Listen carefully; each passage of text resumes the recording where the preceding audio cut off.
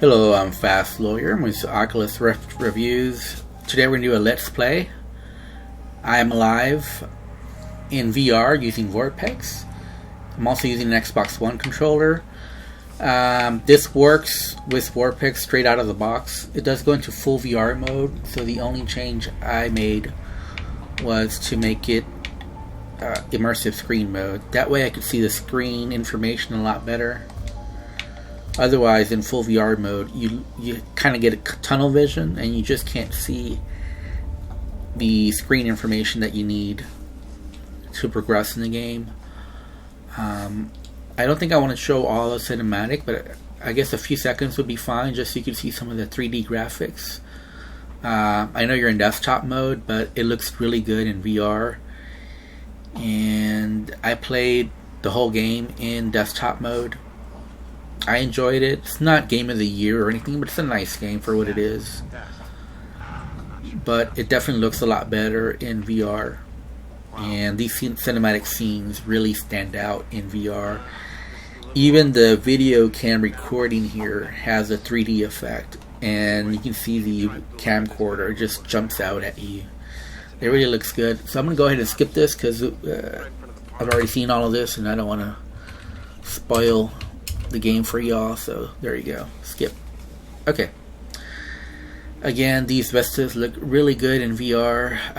Unfortunately, this game has like a film grain effect, and I believe that's done for dramatic purposes. And if you play desktop mode, it looks the same. In VR, it looks better just because 3D objects really pop out. And versus 2D mode, this is one thing about this game, it doesn't look really good in desktop mode. I think that's why a lot of people didn't like it. It's this film grainy effect. I think they do that just to hide the fact that it doesn't have the best graphics. So a way to make it look nice is give it this film grainy effect, so you could hide some of the unpleasantness of the game. Just that it's not the best looking game in the world. You can really hide that fact with this film grain effect. If you haven't played this game, it does have a stamina system. It's a platformer, but it's not what I would call a normal platformer. It's more of a maze platformer than anything else. Yes, there's a lot of platforming, a lot of climbing, a lot of finding the correct path, but that's really what the game is, finding the correct path versus timing. It's traditional platforming. You think of timing your jumps. That's not really part of this game, really. More of this game is just finding the correct path, so I would call it a maze platformer. Looks like I'll have to climb over those arch supports. Narrative driven, definitely.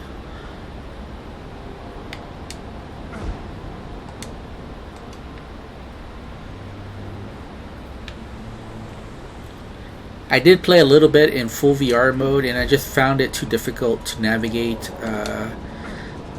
You basically have to have the game memorized if you're going to play in full VR mode, just because you kind of have tunnel vision and you can't see the game world really well, and it's really easy in this game to get lost. Like even in immersive screen mode, you don't see the screen as well as you would in desktop mode, so I definitely had trouble finding some paths, even though I already finished the game, that I didn't have in the playing it in normal desktop mode. So it definitely looks a lot nicer though. And I'm on my 1060 GTX. It's running pretty well. I think I'm getting 45 frames per second, if I'm not mistaken. Yeah, about 40 frames per second. But it looks really smooth. I can't really tell it's only doing 40 frames per second.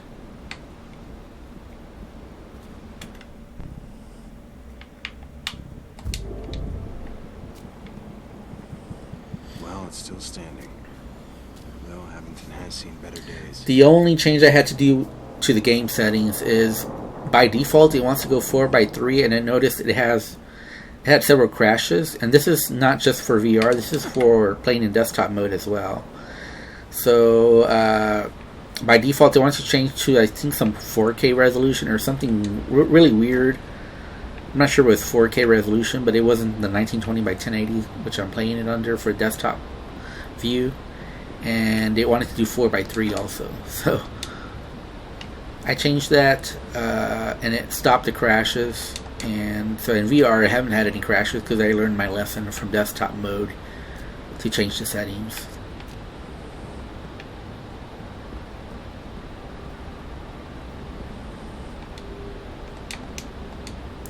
Overall, I would rate this game a 7 out of 10.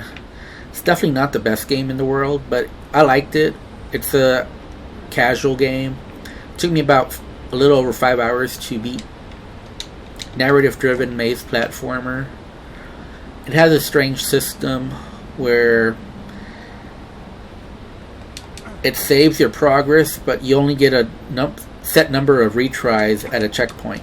So once that's over, you have to start at the previous level.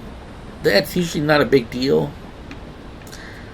The worst part of this game is definitely the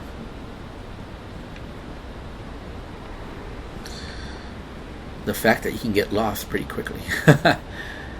It's definitely the fact that there's this part of the game where there's this like dust storm and it eats away your stamina and you're not sure where you're supposed to go, so you kind of have a time limit of finding the correct path, and it's just difficult to see, and you got a time limit as well, and your stamina is whittling down, and once it whittles down your health starts going down as well too. So I can probably get back up to the streets if I go through the sewer. That can get pretty annoying because you don't know your way around yet at the start of the game. My advice is just to look at the map constantly.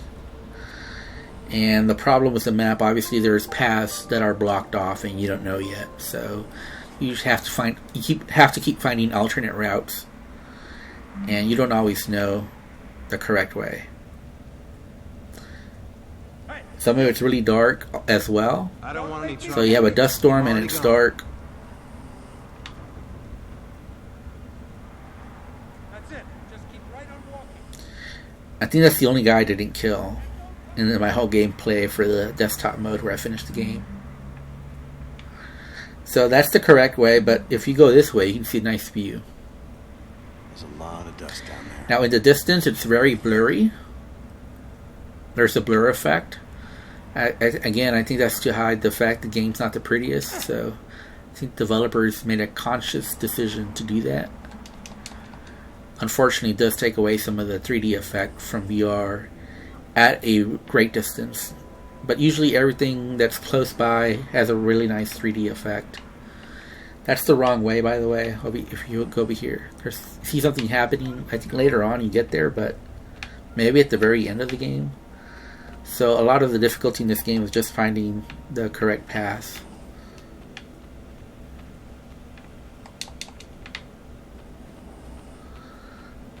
So yeah, you have to figure out, here's the correct path over here.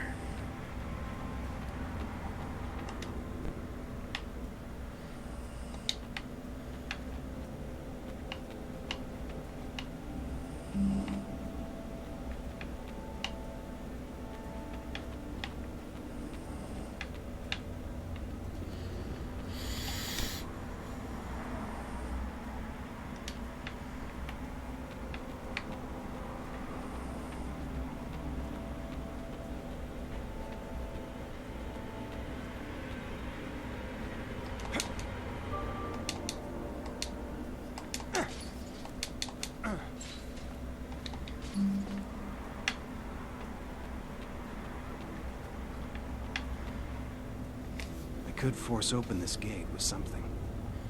What the hell do you think you're doing? You're just out wandering about, Step back. Whatever you want. So this is the only first-person part of the game, and this looks good though. Get your aim down sights really well. No, please don't. And you see he fell back, but his machete fell forward so you can get it. How Better convenient. keep this with me. Just what we needed to open that padlock.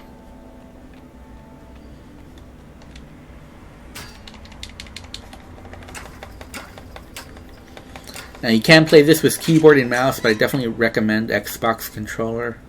The aiming is pretty easy, so I wouldn't worry too much about that.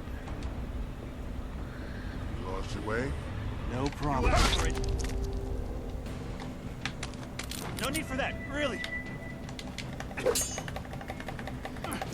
So this part is pretty much the same throughout. It never really changes. And there's some kind of graphical issue there that you saw. That's pretty funny. Oh God, no! Please don't. You think that scares me?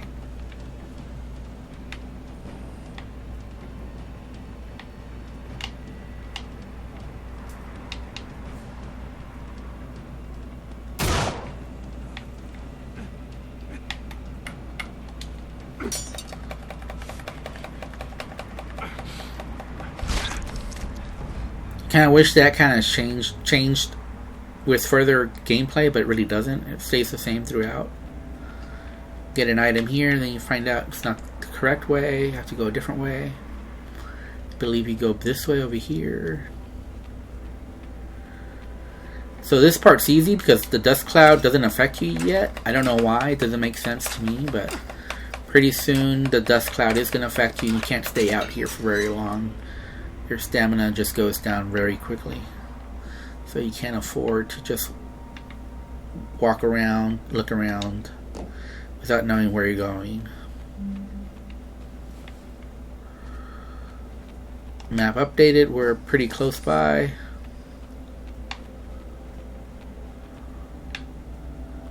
Have to avoid the lady here. She's there to scream at you. Help these people over here. Who are you? He's my son. Get retries for helping these people, so it really it's really good to help victims. Just over there. Thank you. God bless you. Be careful out there. Those armed folks may still be around.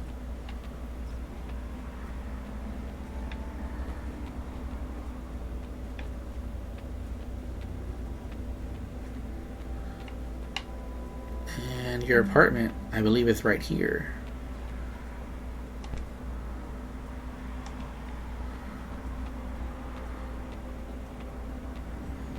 I think it's right here, right to your left here, if I'm not mistaken. Yep. Well, the apartment's still standing. That's a good sign. Wasn't sure I'd ever see this place again. I wish you could play the whole game in first person view. I think it would be a lot better that way. Mary?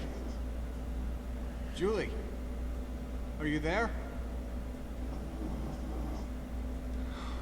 There's no one here.